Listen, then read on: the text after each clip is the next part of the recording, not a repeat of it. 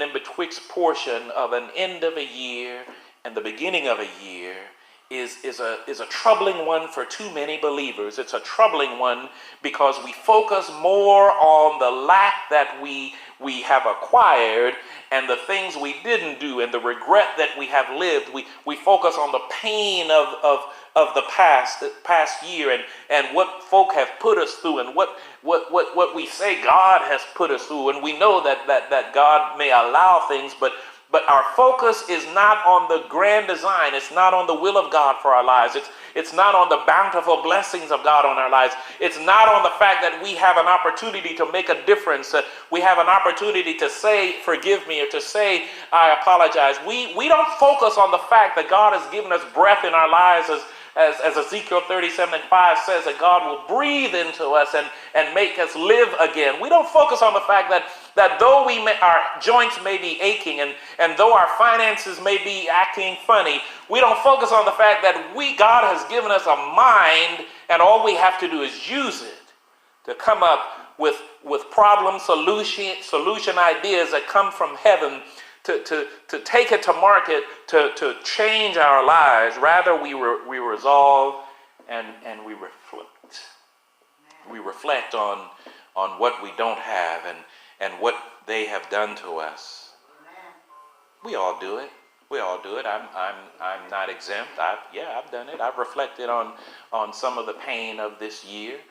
Some of the disappointments of this year, some of where I thought I would be. I don't feel I'm where I should be in this point in my life and in this point of the year. But guess what? That's not believer focus. God wants us to look and live. Look what? Not to the past. Not to the past pain, not to the past trauma, not to the past PTSD, the post-traumatic stress disorder that we have by watching a murder, death, kill every night and every morning on the news. God wants us to look to God so that we can live. Part of that includes looking forward, yes, expectantly, hopefully to the things that will come in 2019. But here's the lesson for you.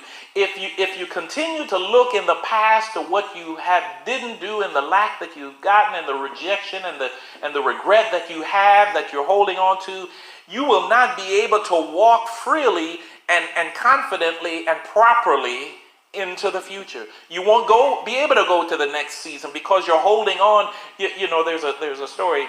There's a young child, we'll say a 2-year-old, and the child has a piece of candy in their hand, and the parent says, well, here's a whole lot more candy. Open your hand and grab some more. And the child, being a 2-year-old, very possessive, very territorial. I know I said 2-year-old, but it could be a 50-year-old. It could be a 70-year-old. Amen. It could be a 90-year-old, but very territorial, very possessive. And we know that as seniors, as we get older, we know that we don't have as much time left on the face of the earth, and so that's why the dis-ease of hoarding and collecting things and mementos. We as we get older, we tend to hang on to them and don't want to let go, because everything, every thread, every nickel, every dime has a sentimental value, and every stitch of clothing. Never mind, you can't wear it because it don't fit you anymore, or if it's really messed up, we still hang on, and because everything we attach a meaning to it, we don't let go. Amen. Well, that's the essence of our problem here, being betwixt and between the end of a year and the beginning of a new one. Too many of us don't want to let go of even the messed up toxic relationships and situations that we have attached ourselves to.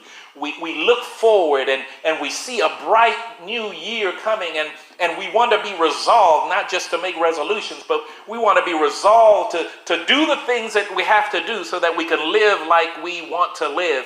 We look forward and we see the greatness and the grandness of the possibilities and the potential in our life, but we still hold on, even with seeing the great destiny and the purpose and the possibilities that God is giving to us and showing us. through the vision of the house, through your own willingness and discernment and desire to do better, we still hold on to the junk of 2018.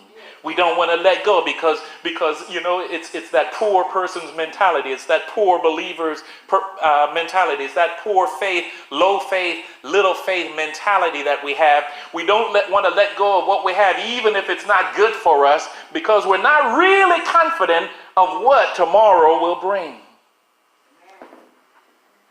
Proverbs 21 is a good example of what some of us may have gone through and faced all through 2018. Can I